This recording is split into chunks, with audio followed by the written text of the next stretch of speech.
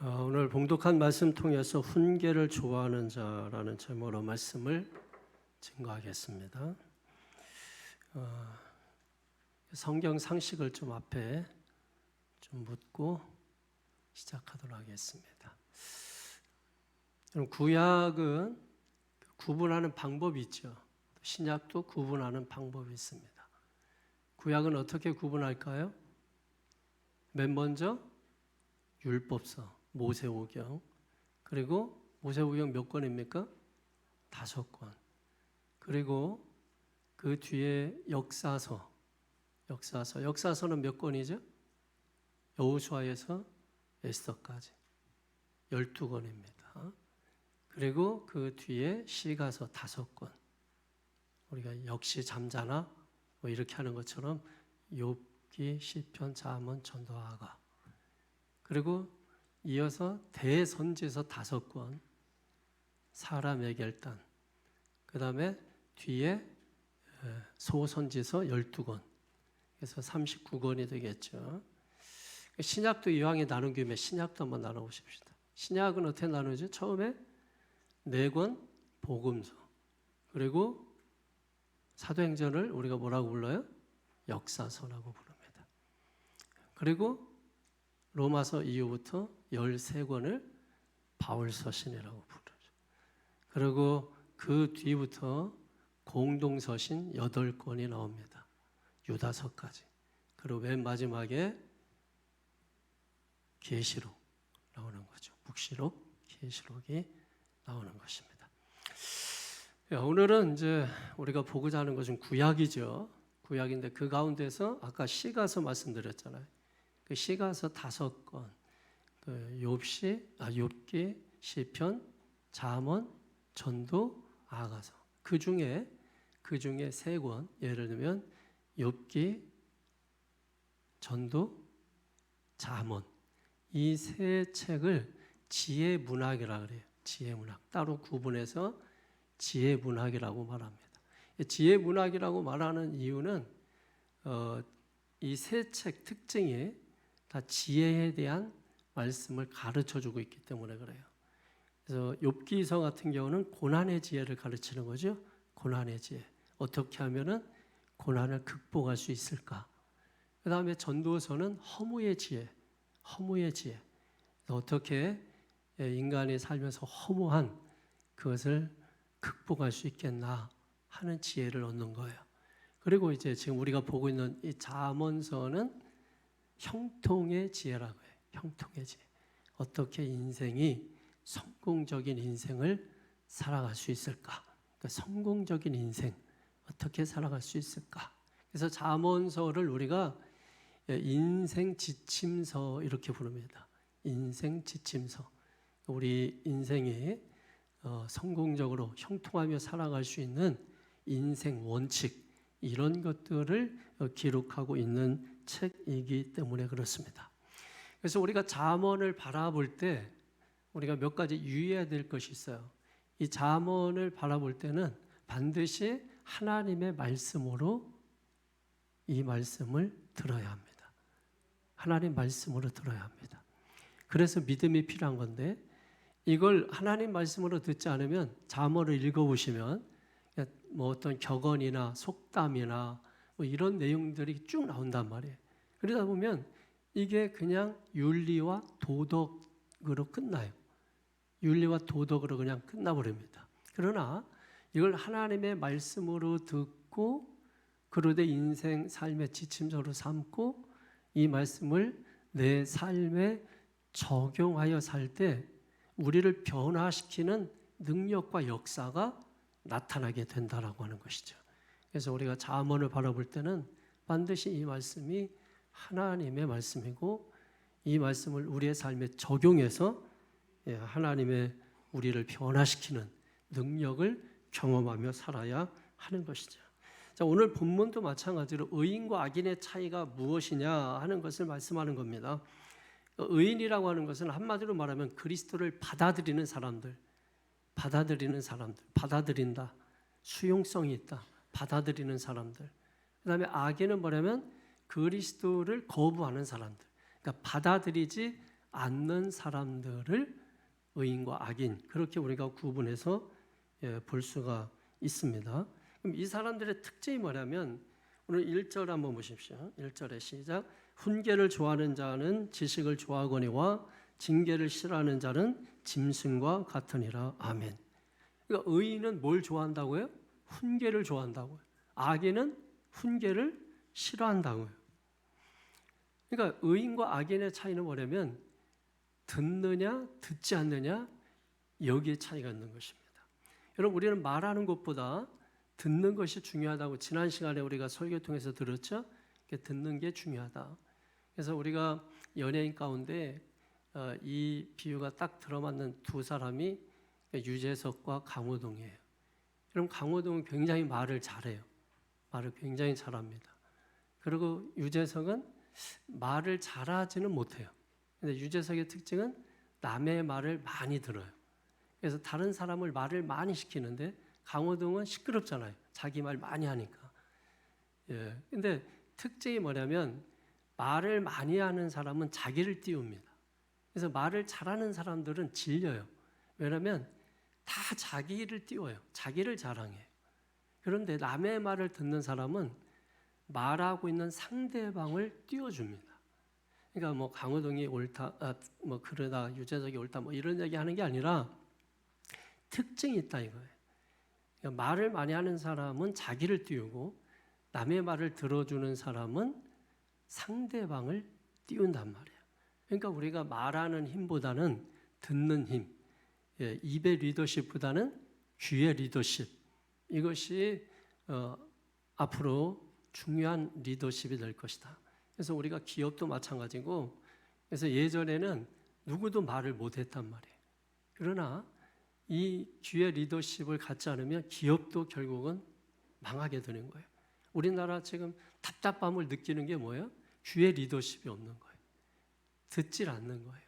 그러니까 뭔가 답답함을 느끼게 되는 거죠. 그래서 우리가 듣는 힘을 우리가 기억을 해야 합니다. 여러분 솔로몬의 지혜가 뭐예요? 잘 듣는 마음이잖아요. 잘 듣는 마음.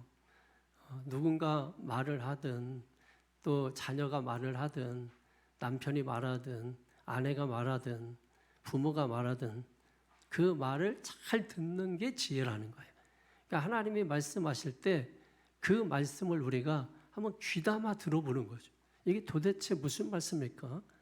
도대체 무슨 말씀이길래 저 사람들은 정말 평생 동안 하나님을 바라보고 주님을 의지하면서 살아갈까? 우리가 그렇게 살아가는 것은 성경의 근거에서 살아가는 것이거든요.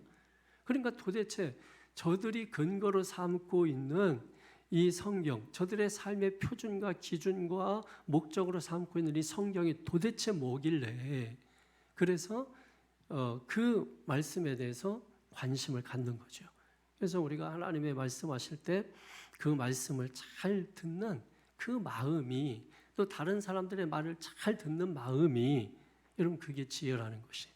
여러분 자녀들이 외로운 이유가 부모들이 자녀들의 말을 잘 들어주지 않아서 그런 거죠.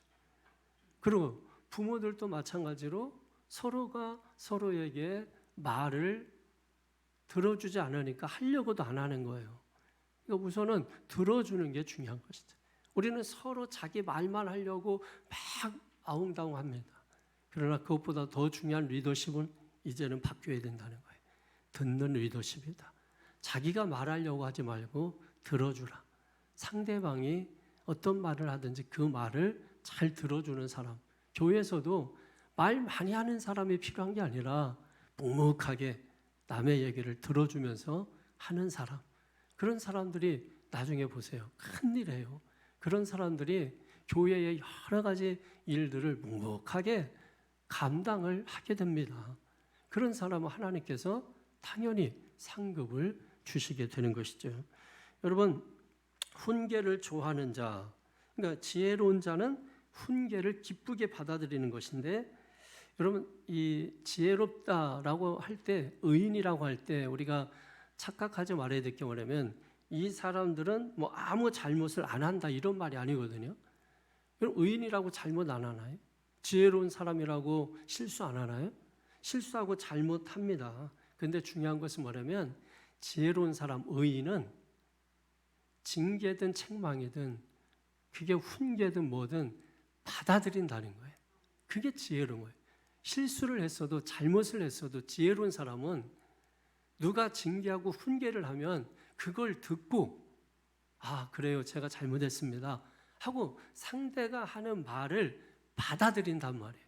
근데 악한 사람은 뭐냐면 실수하고 잘못하고 안 하고 문제 그런 걸 떠나서 무엇을 훈계하든 무엇을 징계하든 도대체 그 말을 들을 생각을 하지 않는다는 거예요. 듣지 않는 사람은 지식이 쌓이지 않고 듣는 사람은 지식을 쌓게 되는 거죠. 그러니까 훈계를 좋아하는 사람은 배우기를 좋아하는 사람입니다. 우리가 훈계, 징계할 때 어떤 느낌인가요? 훈계는 잔소리 같은 느낌이죠. 그리고 징계는 좀 매를 맞는 느낌이죠. 그 느낌이 딱 맞아요. 여러분, 훈계라고 하는 것은 말로 하는 책망이죠. 그러나 징계는 어떤 사건을 통해서 주시는 책망이에요. 그러니까 훈계보다는 징계가 더 강력한 교훈입니다. 그러니까 징계도 오늘 우리에게 어떤 해롭게 하는 것이 아니라 우리를 고치는 강력한 도구예요. 그렇기 때문에 훈계든 징계든 그걸 잘 받아들이는 사람이 지혜로운 사람이다라고 하는 것입니다. 여러분 자녀들에게 야 이제 시험 기간도 됐는데 공부해야 되지 않니? 근데 애가 말을 듣지 않고 계속 게임만 하고 있어요. 그럼 부모님이 가서 잔소리하게 되죠. 야 공부하라니까 공부 왜 안 해? 하고 잔소리를 해요. 그게 훈계예요. 그래서 또 좀 이따 가보니까 여전히 안 하고 있어요. 너 아까 엄마가 뭐라 그랬어? 공부하라고 했지 놈아? 하고서 등어리를 탁 때리는 게 징계예요. 그러니까 훈계와 징계는 사실은 구분되는 것이 아니라 훈계 안에 징계가 있다. 이렇게 바라보면 되는 거죠. 여러분 인생을 살 때나 신앙생활 할 때도 마찬가지예요. 우리가 무슨 말을 이렇게 하면은 그걸 잘 듣고 적용하는 사람이 있고 무슨 말을 해도 그걸 듣고서 적용을 하지 않는 사람이 있어요. 그러니까 무슨 말을 하는 것은 그 말을 잘 들어서 그걸 우리의 삶에 적용해서 네가 이롭게 살아라 하는 의미에서 설교도 하고 우리가 말도 하는 거 아닙니까? 그러면 아 오늘 말씀 듣고 그래 이것은 내 삶에 정말 필요하구나. 그래서 이 말씀을 듣고 내 삶에 적용을 시켜서 나도 한번 그렇게 살아봤더니 이런 역사가 있더라 하는 걸 우리가 열매로 생각을 해야 되잖아요. 그래서 의인에게는 열매가 있고 악인에게는 열매가 없는 겁니다. 그러니까 무슨 말을 해도 듣지도 않고 무슨 말을 해도 아랑곳하지 않고 무슨 말을 해도 다 거부해버리고 그런 사람은 지식이 없기 때문에 다 자기 멋대로 살고 자기 마음대로 살아요. 그래서 이런 사람을 오늘 성경에 보니까 뭐라고 말씀하고 있어요? 뭐와 같다? 짐승과 같다. 이렇게 말씀하고 있어요. 짐승이라는 게 짐승이 아니죠. 의인화시켜서 짐승의 어떤 본성, 짐승의 속성. 그 짐승의 속성, 본성이 뭐죠? 제 멋대로 사는 거 아닙니까? 자기 멋대로 살고 자기 본성대로 살고 자기 하고 싶은 대로 하고 아무 말도 듣지 않는 거죠. 세상의 본성대로 살아가는 것입니다. 사실 이렇게 사는 것은 짐승만 그런 건 아니에요. 오늘 우리도 본성을 가지고 본성대로 살아가는 경우가 대부분이죠. 우리가 먹고 자고 입고 뭐 하는 것도 다 본성이에요. 아이들을 키우다 보면 아유 뭐 얘 가르치지 않았는데 이걸 어떻게 알지 뭐 이런 말을 자주 듣게 되더라고요. 그게 뭐냐면 본성이에요, 본성.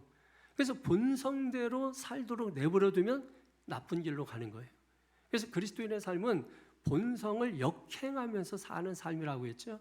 그러니까 본성을 역행하면서 살아야 되는데 본성이 강하겠어요? 역행이 강하겠어요? 본성이 강하죠. 내버려두면 계속 잘못된 길로 가는 겁니다. 그래서 부모가 훈계와 책망이 반드시 있어야 되는 거예요. 훈계와 징계가 반드시 있어야 되는 거예요. 훈계와 징계가 없이 아이를 키우게 되면 그 아이가 버릇이 뭐예요? 여든까지 가게 되는 것이죠. 어른도 마찬가지죠, 여러분. 우리도 계속 어른이 되었지만은 계속 본성대로 사는 거예요. 잘 살고 싶고, 더 높아지고 싶고, 더 갖고 싶고, 이런 것들이 다 본성대로 사는 것 아닙니까? 그런데 훈계를 좋아하는 사람은 훈계의 말씀을 듣고 아, 그게 잘못된 삶이구나 하고 그것을 듣는다는 거예요. 여러분, 우리가 교회 와서 여러분 한번 생각해 보십시오. 말씀을 듣잖아요. 여러분이 왜 지혜로운 사람인 줄 아세요? 왜 여러분의 훈계를 좋아하는 사람이고 왜 의인이라고 말하는 줄 아세요? 여러분이 남들보다 착하게 살고 바르게 살고 정직하게 살아서가 아닙니다. 여러분들이 교회 와서 한 주간 살면서 교회 와서 말씀 들으면서 마음이 찌릿찌릿 느끼기도 하고 그리고 아우 이건 내가 잘못했구나 하고서 말씀을 듣고 깨닫고 아유 그렇게 살면 안 되지 이제 다음 주부터 새롭게 살아야지 이런 마음에 그런 결심을 하고 결단을 하고 더 나아가서 결행까지 하면 금상첨화가 되겠죠, 여러분. 근데 우리는 대부분 어디에서 끝나냐면 듣고 깨닫는 데서 끝나요. 그러면 말씀의 능력은 경험 못하는 것입니다. 말씀을 듣고 깨달았으면 그것을 어떻게든지 간에 가정으로 돌아가서 직장으로 돌아가서 적용을 해보는 거예요. 아, 어떻게 하면 정직하게 내가 아이들을 대할 수 있을까? 어떻게 하면 내가 이웃들에게 정의롭게 대할 수 있을까? 어떻게 하나님 앞에서 공의롭게 우리가 살아갈 수 있을까? 여러분, 우리가 그것을 생각하면서 내 삶에 적용하게 되면 반드시 그 주에 그 주일에 주셨던 그 말씀의 열매를 본인이 따먹게 되는 거고 그게 바로 생명나무가 되게 되는 것이죠. 그러므로 성도 여러분, 우리가 지혜로운 자이고 의인이 된 것은 잘나고 똑똑해서가 아니라 남들보다 비교해서 잘 살고 착하게 살고 바르게 살아서가 아니라 우리가 이런 말씀 듣고서 회개도 하고 말씀 듣고 내 삶을 뉘우치기도 하고 어떤 장사하시는 분이 그랬대요. 교회를 왜 오십니까? 그랬더니 야단 맞으러 간다 그랬대. 자신은 목사의 설교가 야단 맞는다고 생각을 한대요.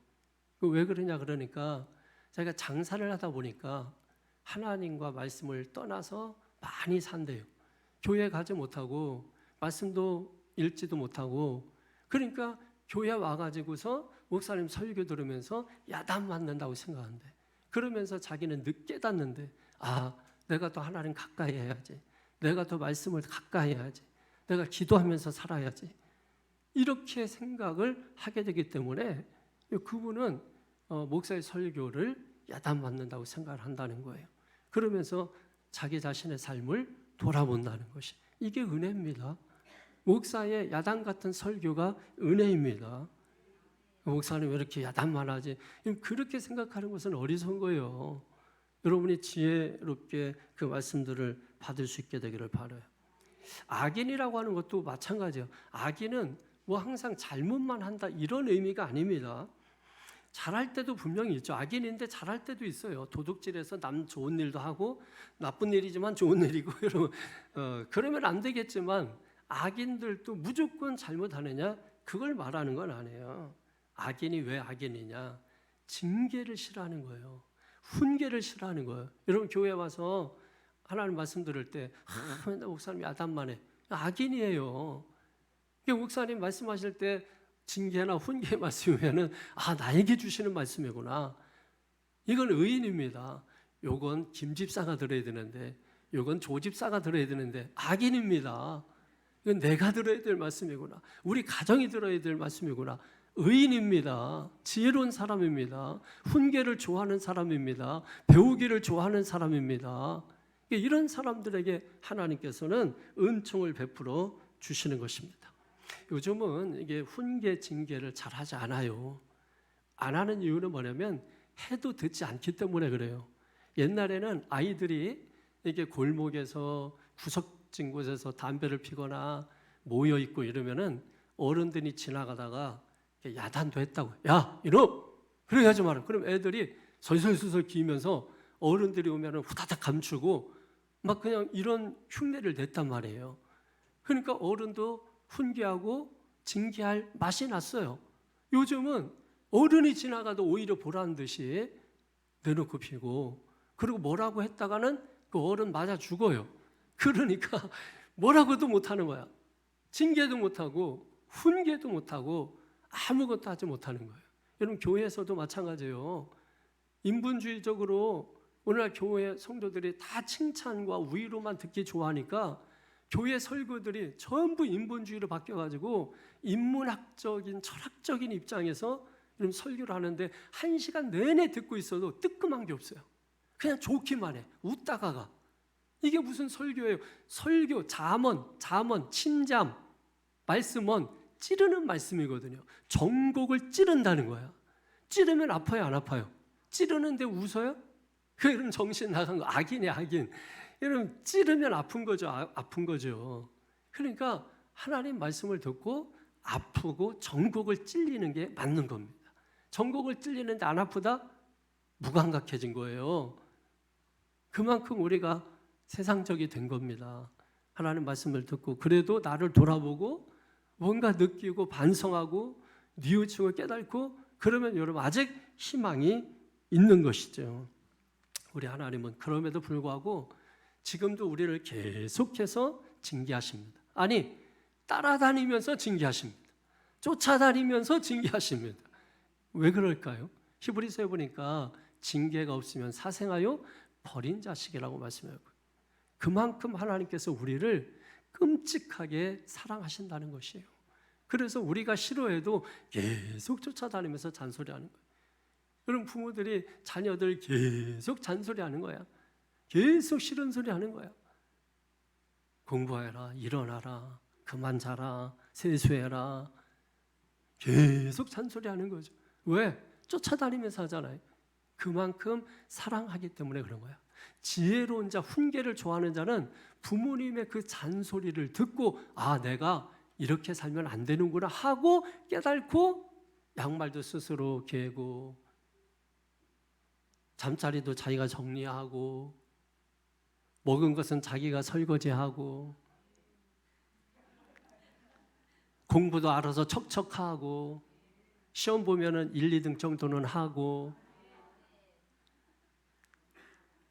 그렇게 해야 되겠죠, 여러분. 이게 훈계를 잘 받으면은 우리가 아, 그렇구나. 내가 잘못 생각하고 있었구나. 여러분 행동만 반성하는 게 아니잖아요. 내 생각도 아, 내가 잘못 생각하고 있었구나. 아, 내가 잘못 말하고 있었구나. 내가 잘못 행동하고 있었구나. 여러분 우리가 이와 같이 말씀을 통해서 이런 걸 깨닫는 겁니다. 이런 사람에게 2절을 보세요.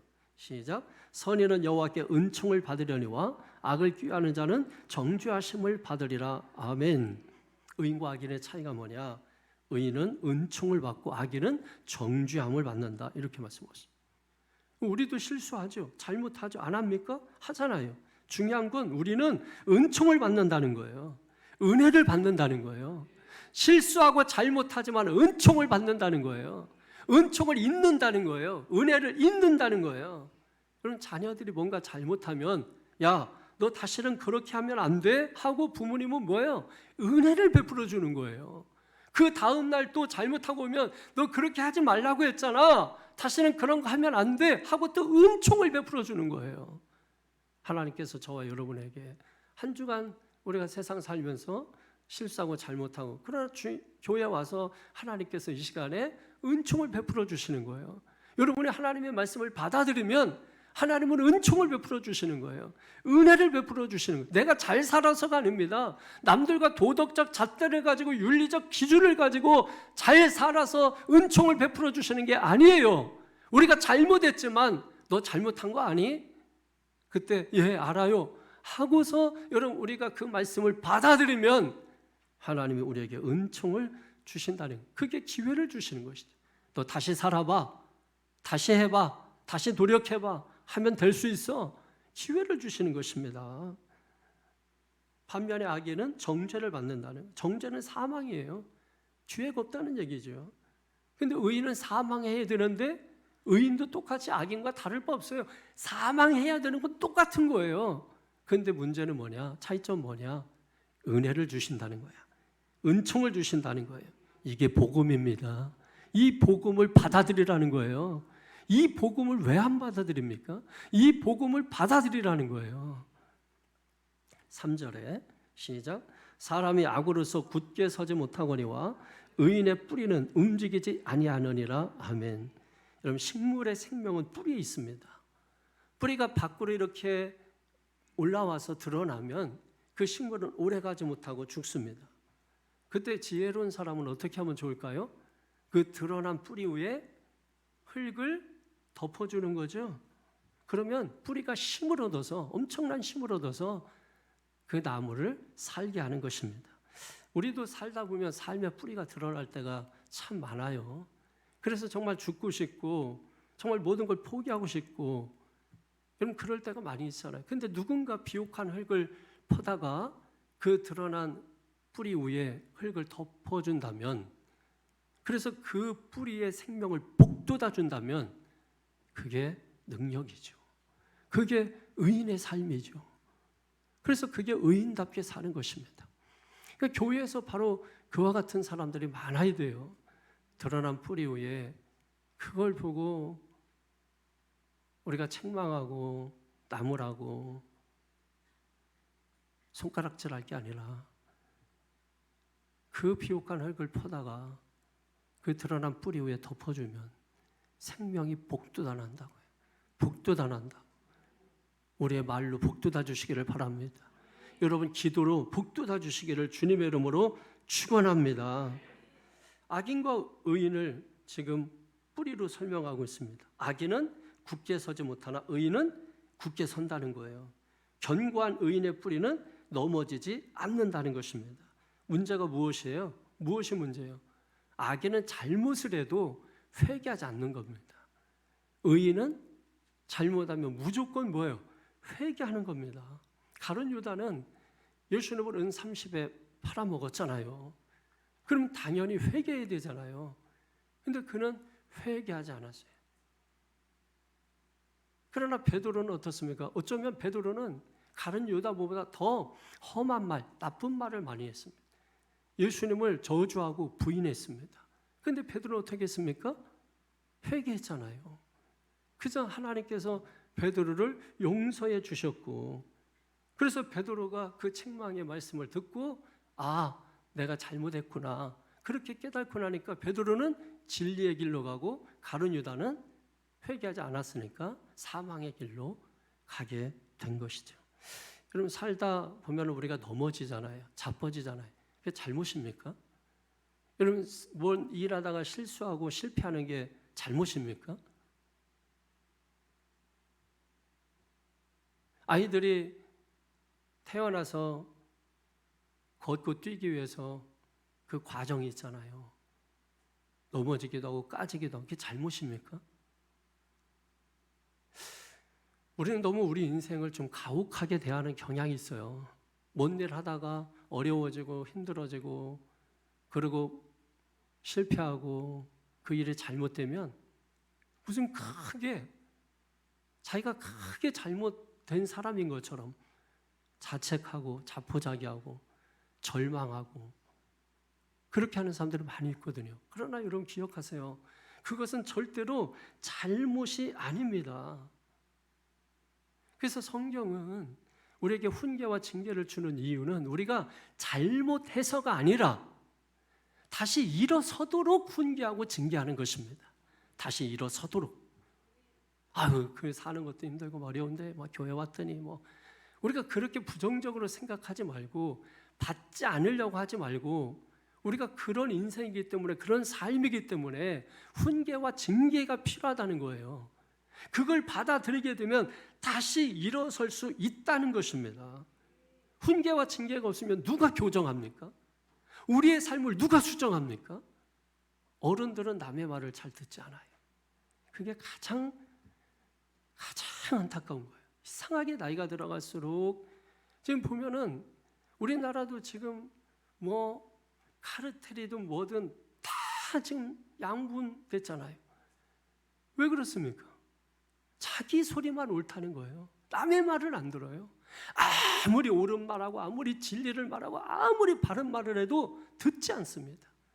귀에다가 뭘 박아놓은 것 같아요. 전혀 듣지 않아요. 그런 사회가, 그런 어른들이 다스리는 나라가 어떻게 건강한 나라가 됩니까? 어떻게 바른 나라가 될 수 있어요? 어떻게 잘 사는 나라가 될 수 있어요? 아까 얘기했잖아요. 말들은 뭐 너무 많이 합니다. 뭐 서울에 사는 사람이 뭔 죄가 있어요? 뭐 맨날 뭐 모여서 데모하고 뭐 자기 뭐 그렇게 시간이 많이 남아요? 뭐 그냥 모여서 그렇게 해서 나라가 된다고 생각하는 그 착각을 버려야 돼요. 그 말만 하는 거잖아요. 막 그 자기 말도 부족하니까 확성기 돼가지고, 근데 또 상대편에도 확성기 되고, 그러면 소리가 말이 들려요. 그게 자기가 말하는 소리만 듣는 거죠. 남의 말을 들어야지 자기 말만 들으니까 남을 이해를 하지 못하고 남에 대한 배려심이 없고 공동체는 점점 어두워지고, 그러니 나라의 미래가 뭐가 밝아요? 성도 여러분, 교회도 나라예요. 작은 나라. 이 안에서도 우리가 마찬가지입니다. 하나님의 말씀을 들을 때 소망이 있는 거예요. 하나님의 말씀을 들을 때 우리의 삶을 수정하고 교정하는 거예요. 어른도 교정해야 됩니다. 나이가 아무리 많이 있어도 수정해야 됩니다. 말씀을 듣고 내 생각이 이렇게 생각하면 안 되는구나.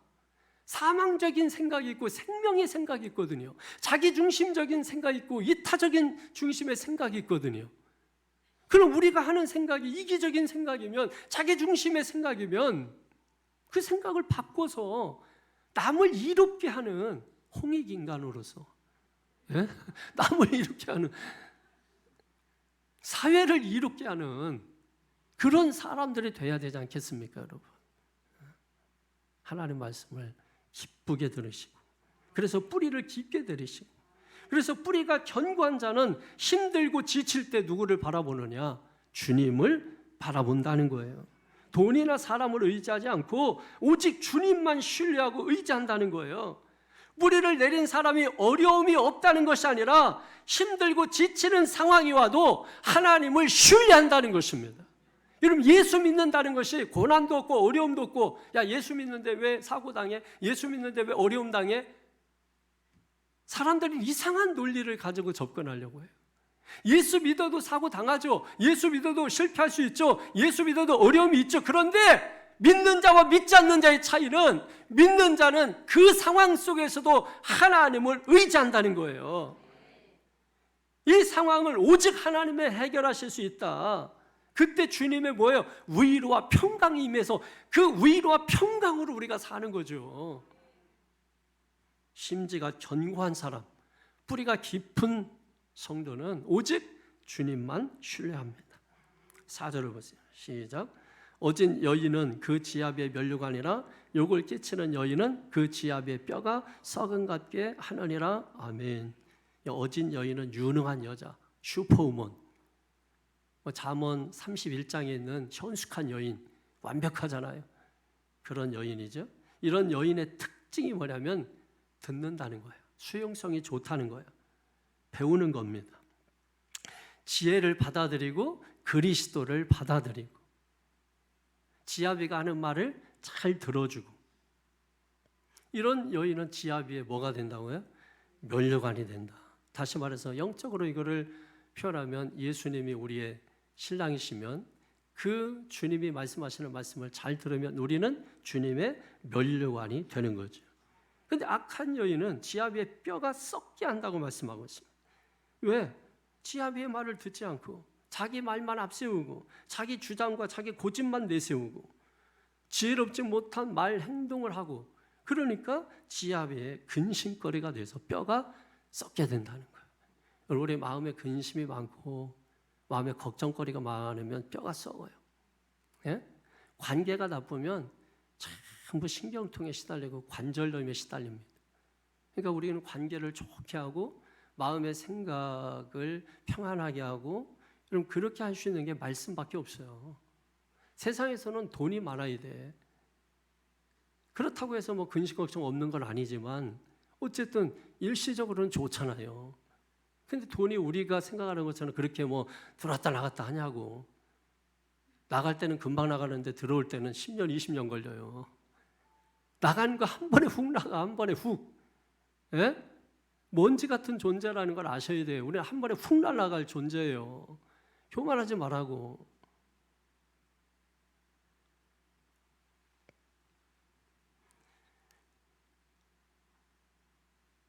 어진 여인은 지압의 면류관이 된다. 지혜로운 성도는 주님의 면류관이 된다. 다른 게 아니에요. 말씀을 잘 받아들이는 사람, 잘 수용하는 사람, 수용성이 좋은 사람. 믿습니까? 그래서 어떤 성도는 말씀할 때마다 아멘, 아멘 하면서 이 수용성이 너무 좋은 거죠. 얼마나 좋으면 그냥 아멘, 아멘 말씀 들어질 때마다 아멘, 아멘, 아멘 하고 막 그냥 수용성이 너무 좋은 거 아니에요? 어? 그런 사람이 어진 여인이고 그런 사람이 현숙한 여인이고 슈퍼우먼이라 이거예요. 원더우먼은 아니에요. 자, 여러분 오늘 이 12장은 1절에서 4절까지가 가장 중요해요. 1절 4절까지가 이 말씀이 가장 중요합니다. 여기서는 우리가 악인, 의인, 지혜로운 자, 미련한 자, 훈계를 좋아하는 자, 훈계를 싫어하는 자에 대한 존재를 구분하고 있죠. 그 다음에 5절에서 마지막 28절까지는 1절과 4절에 종속된 말씀이에요. 그러니까 1절, 4절에서 의인과 악인을 이야기했잖아요. 그래서 그 뒷부분은 이런 거예요. 이 의인과 악인이 무엇으로 구분되느냐? 생각과 행동과 말로 구분된다. 이 이야기를 하고 있는 거예요. 자, 그래서 그 내용을 다 절절 우리가 볼 수 없고, 그래서 1절, 4절까지는 제가 절절 풀어드렸고 5절 이하의 28절까지는 중요한 부분만 이 세 가지 생각, 행동, 말 이 부분에 대해서만 말씀을 전하도록 하겠습니다. 먼저 생각에 대한 부분이죠. 5절, 6절 시작. 의인의 생각은 정직하여도 악인의 도모는 속임이니라. 악인의 말은 사람을 엿보아 피를 흘리자 하는 것이거니와 정직한 자의 입은 사람을 구원하느니라. 아멘. 자, 우리가 어려서 이런 싸움을 많이 했어요. 뭐냐면 야, 닭이 먼저냐 계란이 먼저냐 달걀이 먼저냐. 여러분 어떠세요? 아직 결론 못 내리셨어요? 그거 가지고 맨날 싸웠어요. 야, 계란이 있으니까 닭이 나오지. 야, 닭이 있으니까 알을 낳지. 뭐 해가면서 계속. 근데 이거는 창조론과 진화론의 관점으로 나눠져요. 창조론을 따르는 사람들은 하나님이 생명을 창조했으니까 닭이 먼저라고 얘기하고, 진화론을 따르는 사람은 진화론적인 입장에서 달걀이 먼저라고 말하는 것이죠. 그러니까 이렇게 무엇을 믿는가 아니면 무엇을 생각하는가에 따라서 차이가 너무 커요. 그래서 이 생각의 차이가 결코 좁혀지지가 않는 것입니다. 근데 오늘 성경에 보면은 악인의 생각은 사망의 생각이고 의인의 생각은 구원이라고 말씀하고 있습니다. 그러니까 악인과 의인의 생각은 생명과 사망으로 갈라진다는 거예요. 그러니까 의인이 가는 길은 생명이고 악인이 가는 길은 사망으로 간다는 거예요. 그러면서 그 가는 과정이 있잖아요. 그 과정 속에서 생각하게 되는데 생각하면서 갈 거 아니에요. 우리도 살면서 늘 생각하면서 살잖아요. 그게 다 다르다라고 하는 것입니다. 근데 그때 어떤 사고를 하냐면 의인은 생명 중심적인 사고를 하고 악인들은 잔인한 사고를 한다는 것입니다. 10절에 보세요. 시작. 의인은 자기의 가축의 생명을 돌보나 악인의 긍휼은 잔인이니라. 아멘. 어떤 생각을 가지고 가느냐가 중요한 거죠. 여러분 생명을 존중하면서 여러분 좀 생명을 좀 존중하면서 바라봤으면 좋겠어요. 사람들을 좀 존중하고 귀하게 여기면서 하나님의 형상이 담겨 있잖아요. 그 존중히 여기고 귀하게 여기었으면 좋겠어요. 함부로 말하고 함부로 우리가 행동하고 함부로 판단하지 않았으면 좋겠어요. 지금 그 사람을 귀하게 여긴다는 마음이 있으면 어떻게 그 사람에게 내가 봉사하고 희생하지 않을까? 저는 저하고 관계하고 하는 사람들에 대해서 일단 저는 어떤 생각을 가지고 있냐면 내가 먼저 희생한다. 내가 먼저 돈 쓴다. 내가 먼저 밥 산다. 내가 먼저 뭘 한다. 이렇게 생각을 가지고 있어요. 그래서 항상 여러분도 마찬가지겠지만 제가 먼저 밥 사지 않나요? 그러니까 사람과 관계하면서, 왜냐하면 그 속에는 하나님의 사람이고 또 하나님이 귀하게 여기는 사람이고 그뿐만 아니라 우리가 그 사람을 존귀하게 여기기 때문에 그 사람을 대우하고 대접하는 거죠. 여러분이 교회에서도 마찬가지로 성도들을 대할 때 정말 내가 그 사람 한 사람 한 사람에 대해서 존귀하게 생각한다면 어떻게 말을 그렇게 함부로 할까요? 어떻게 그 사람에 대해서 험담을 할 수 있을까요? 누가 험담을 해도 그건 아니에요. 그 사람 그런 사람 아니에요. 하고 감싸주고 덮어줘도 모자랄 일인데 거기에 같이 빗대서 여러분 험담하고 그 사람에 대해서 비아냥거린다면, 더 나아가서 중상모략한다면 그것은 한 지체의 모습이 아닌 것이죠. 우리가 행동도 마찬가지입니다. 정말 그 사람을 존귀하게 여기고 그 사람을 소중하게 여긴다면 내가 먼저 섬겨주고 내가 먼저 그 사람 높여주고 그렇게 하면 그게 다 나에게로 오는 것이죠. 대접받고자 하느냐? 먼저 네가 남을 대접하라. 그게 황금률이잖아요. 기독교 황금률. 그래서 여러분이 교회에서 신앙생활하면서 얼마나 귀해요. 우리가 건강하게 사는 날이 그렇게 많지 않다고 누차 재차 말씀드리잖아요. 우리가 그 기간 사는 동안 그렇게 길지 않습니다.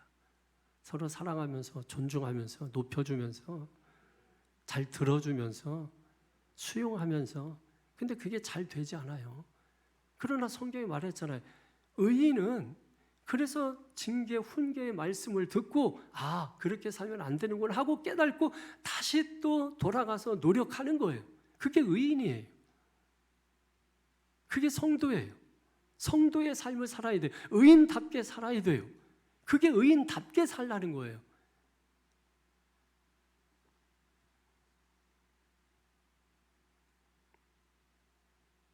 팔 절에 보십시오. 우리가 그렇게 살면 어떻습니까? 사람은 그 지혜대로 칭찬을 받으려니와 마음이 굽은 자는 멸시를 받으리라. 의인은 칭찬을 받고 악인은 멸시를 받는다는 거예요. 그리고 이제 말에 대해서 말씀을 하고 있죠. 13절, 14절 한번 볼까요? 이거는 뒤에 봐도 되겠는데 일단은 15절을 먼저 보십시다. 15절 시작. 미련한 자는 자기 행위를 바른 줄로 여기나 지혜로운 자는 권고를 듣느니라. 행동에 대해서는 행동. 그럼 사람에 대한 평가가 다 달라요. 의인이 보고 악인이 보고 세상이 보고 성경이 보는 평가가 다릅니다. 세상은 사람의 뭘 보고 평가하죠? 행동을 보고 평가하죠. 성경은 뭘 보고 평가합니까? 그 사람의 행동이 아니라 그 사람이 의인이냐 악인이냐 이거 보고서 평가하는 거예요. 의인과 악인은 뭘로 알 수 있어요? 열매를 통해서 알 수 있다고 하잖아요. 그래서 의인은 의인답게 살아라. 왜? 그게 열매라 이거죠. 근데 문제는 뭐냐면 의인이 의인답지 못하게 살 때 하나님은 어떻게 보시느냐는 거예요. 내가 의인인데 의인답지 못하게 살아. 하나님은 어떻게 보실까요? 의인으로 볼까? 악인으로 볼까? 세상은 이때 어떻게 볼까요? 선인으로 볼까? 악인으로 볼까? 세상은 분명히 선인으로 보고 악인으로 보겠죠. 그러나 하나님께서는 우리가 의인인데 의인답지 못하게 산다고 할지라도 우리를 어떻게 보시느냐? 의인으로 보시는 것입니다. 왜 그런지 아세요? 그러니까 우리가 의인이라고 말할 때 의로워서 의인이 아니라 의인으로 칭해줬다고 하잖아요. 여러분 여자는 특징이 뭡니까? 아기를 낳는 거잖아요. 아기를 낳잖아요. 이제 이거로 하면 또 이제 어떤 말이 올지 모르겠는데 보통 남자는 아기 못 낳잖아요. 그러면 여자는 아기를 낳는데 아기를 또 낳지 못하시는 분들도 있잖아요. 그러면 그분이 여자가 아닙니까? 그래도 여자죠. 이런 원리예요. 그러니까 우리가 의인입니다. 그런데 의인답지 못합니다. 그래도 의인이라고 주님은 인정해 주신다는 거예요.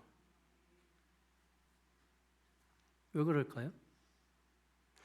여러분, 범죄한 사람들이 교도소를 갔다 온다고 변합니까? 그래서 1범, 2범, 3범, 4범, 5범, 6범, 7범, 8범 막 쭉쭉 나가잖아요, 계속. 근데 처음에 갔다 오면은 뭐예요? 변했다고, 새로운 맘 먹었다고 막 해요. 근데 절대로 변하지 않죠. 자, 그럼 여러분 아들들 군대 갔다 온 아들들 있죠? 얘들 군대 갔다 오면 변합니까? 제대하고 나서 조금은 변합니다. 조금 변해가지고 변한 행동을 해요. 오래 못 갑니다. 행동이 변화돼서 변화되는 게 아니에요. 뭐가 변해야 됩니까? 속사람이 바뀌어야 됩니다. 속사람이 바뀌지 않으면 절대로 변화되는 게 아닙니다. 우리가 예배할 때도 겉으로만 예배하고 마음으로는 예배하지 않고 변하지 않아요. 절대로. 뭐가 변해야 된다? 속사람이 변해야 된다.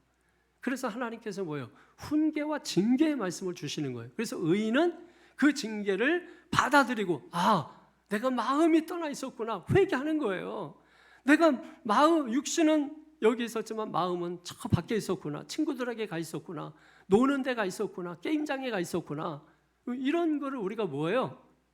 깨닫는 거죠. 그래서 의인을 실수하고 넘어지고 의인답지 못해도 의인으로 인정을 해주는 것입니다. 그러니까 우리가 자랑할 게 하나도 없어요. 오직 우리는 뭐만 있어요? 감사할 것밖에 없는 거예요. 주님의 은총으로 사는 은혜 중심적인 사고를 가지고 은혜로 사는 존재라고 하는 걸 잊지 말고 은총을 입고 은혜를 입고 우리가 살아갈 때 기회가 우리에게 늘 주어지게 되는 것입니다. 지혜로운 사람은 누가 피드백하면 그걸 잘 들어요. 이번에 청년부터 2탄 또 어디 1박 2일 놀러 갔다 한세리. 지난번에 한셀 갔다 이번에 한셀 갔다. 이번에도 막 그냥 들어보니까 이렇게 철야 말씀을 듣고 그러고 눈물 쏟아가면서 막 말씀을 나누고 삶을 나누고 이런 시간을 가졌다고 하더라고요. 여러분 우리 청년들이에요. 거기서 울고 끝나면 아무 소용없어. 거기서 그렇게 운 만큼 밖에 나가서 내가 실제로 살면서 뭐예요? 적용을 해야 돼. 본성대로 살려고 하면 안 돼. 본성은 자꾸 옛날로 돌아가려고 해. 본성은 옛날 살던 대로 자꾸 가고자 해. 그 본성을 자꾸 역행해야 돼. 거슬려야 돼. 말씀으로 훈계, 징계가 자꾸 떠올라야 돼. 너 그렇게 하면 죽어? 너 그렇게 하면 지옥 가? 이게 떠올라야 돼. 그래서 본성을 역행해가지고 우리가 말씀을 따라 가려고 하는 애씀이 필요한 거죠. 그 하나님의 의인으로 인정해 주시는 거야. 그래, 너 그렇게 살지 못했지만 실패했지만 실수했지만 그래, 은총을 내가 베풀어 주마. 은혜를 입고 사는 것입니다. 17절에서 27절 이하는 이제 말의 차이를 말씀하는 말. 20절을 보십시오. 20절. 시작. 악을 꾀하는 자의 마음에는 속임이 있고 화평을 의인화하는 자에게는 희락이 있느니라. 26절 시작. 의인은 그 이웃의 인도자가 되나 악인의 소행은 자신을 미혹하느니라. 악인은 거짓말을 속인단 말이에요. 근데 의인은 화평을 말해서 기쁨을 얻고 악인은 거짓말을 말해서 미움을 받고 화평을 말해서 의인은 존경을 받는단 말이에요. 그래서 의인이 하는 말은 뭐가 된다고요? 길잡이가 된다고, 인도자가 된다고, 이웃이 따라간다고 말씀하고 있는 것입니다. 여러분, 그 호랑이하고 고양이는 이렇게 아기 때 보면은 어렸을 때 보면은 구분하기가 쉽지가 않죠. 아기 때는 호랑이인지 고양이인지 구분하기가 어려워요. 그런데 이게 커가면서 뭐예요? 달라져. 호랑이는 막 커지고 고양이는 고양이처럼 더 이상 크지 않아요. 그래서 얘는 호랑이, 얘는 고양이, 이게 딱 나눠집니다. 마찬가지로 악인, 의인 섞여 있으면 몰라. 누가 악인이고 의인인지. 그죠? 근데 그 가운데서 자라가면서 의인과 악인이 구분이 되는 거야. 그러니까 의인은 뭐예요? 자라가면서 의인이구나. 이게 보여야 돼. 그게 뭐예요? 의인답게 사는 거죠. 근데 악인은 악인답게 살기 때문에 늘 남 등치고 거짓말하고 속이고 그렇게 사는 것이죠. 구분이 되는 것이에요. 그러니까 오늘 그렇다고 해서 예를 들면 의인이 노력하지 않고 애쓰지 않고 악인과 똑같은 어린아이의 상태로 머물러 있으면 의인도 악인이 될 수 있는 거예요. 그러니까 의인은 반드시 뭐 해야 되는 거예요? 자라나야 되는 거예요. 그래서 성경은 열매를 통해서 안다, 이 말씀을 하고 있는 거예요. 그게 의인답게 살라는 거죠. 그 의인답게 살라는 게 도덕적으로 윤리적으로 완벽하게 너희는 살 수 있어, 이런 얘기를 하는 게 아니라 아까 말씀드렸잖아요. 수용성, 하나님 말씀을 잘 받아들이고 그 말씀을 듣고 깨닫고 그걸 내 삶에 적용하고, 비록 실패하고 넘어지고 자빠지지만 그럼에도 불구하고 또 말씀 듣고 이게 아니지, 더 노력해야지, 더 우리가 애써야지, 우리가 이렇게 살면 안 되지 하고 말씀을 받아들일 때 하나님은 그럼에도 불구하고 뭐예요? 우리를 의인으로 인정을 해 주신다는 것이죠. 마지막 결론이 28절입니다. 28절의 결론이에요. 시작. 공의로운 길에 생명이 있나니 그 길에는 사망이 없느니라. 아멘. 말, 생각, 행동, 이런 옳지 못한 것들이 있을 때 뭘로 우리가 수정하고 교정할 수 있어요? 훈계와 징계, 즉 하나님의 말씀이에요. 하나님 말씀을 통해서 우리가 수정하고 교정하는. 그러니까 우리가 일주일에 한 번씩 우리가 예배를 드리면서 말씀을 듣든, 또 수요일 또 금요일 날 와서 말씀을 듣든, 또 새벽 매일 말씀을 듣든 그만큼 우리가 들을수록 좋은 거예요. 말씀은 들을수록 좋은 거예요. 일주일에 한 번씩 잔소리하는 거하고 매일 잔소리하는 거는 다르죠, 여러분. 그만큼 우리가 그 잔소리를 들어가면서 뭐예요? 수정하는 거예요. 교정하는 거예요. 그러면 수학 문제를 푸는데 선생님이 그건 그렇게 풀면 안 돼, 이렇게 훈계를 하는 거잖아요. 그러면 애가 그래요? 그렇게 풀면 안 돼요? 하고서 그걸 받아들이면 애는 지식이 쌓이죠. 그런데 이 아이가 그냥 놔두세요, 나는 나대로 풀래요 하고 받아들이지 않으면 이 아이는 지식을 잃어버리게 되는 거죠. 그러므로 여러분, 우리가 하나님의 징계와 훈계, 즉 하나님의 말씀을 듣는다는 것은 우리에게 은혜 중에 은혜입니다. 축복 중에 축복입니다. 오늘 28절에 그거를 뭐예요? 생명의 열매라고 말씀하는 거예요. 생명이라고. 할렐루야. 우리는 사망의 길, 정죄의 길로 가는 사람이 아니라 생명의 길로 가는 사람들이에요. 이 생명의 길로 가는 사람들이라고 하는 것을 분명히 깨닫고 우리는 하나님의 말씀을 듣고 그 말씀이 내 삶의 기준이 되고 그 말씀이 나의 삶의 나침판이 되고 그 말씀이 내 삶의 표준이 되고 그 말씀이 내 삶의 시금석이 되어서 그 말씀을 의지하고 따라간다면 하나님은 저와 여러분에게 은총을 베풀어 주시고 은혜를 베풀어 주셔서 계속해서 기회를 주고 계시다라고 하는 것입니다. 이게 생명입니다. 할렐루야. 기도하겠습니다. 거룩하신 아버지 하나님, 감사합니다. 하나님께서 오늘 우리에게 큰 은혜와 은총을 부어주셔서 감사합니다. 하나님 말씀 듣고 우리가 변화되고 새롭게 되는 역사가 있게 하여 주시옵소서. 우리의 생각과 우리의 행동과 우리의 말이 변화되게 하여 주시옵소서. 그래서 의인답게 살게 하시고 아름다운 열매를 맺도록 인도해 주시옵소서. 성도들의 삶을 축복해 주시고 저들의 가는 걸음걸음마다 동행하여 주옵소서.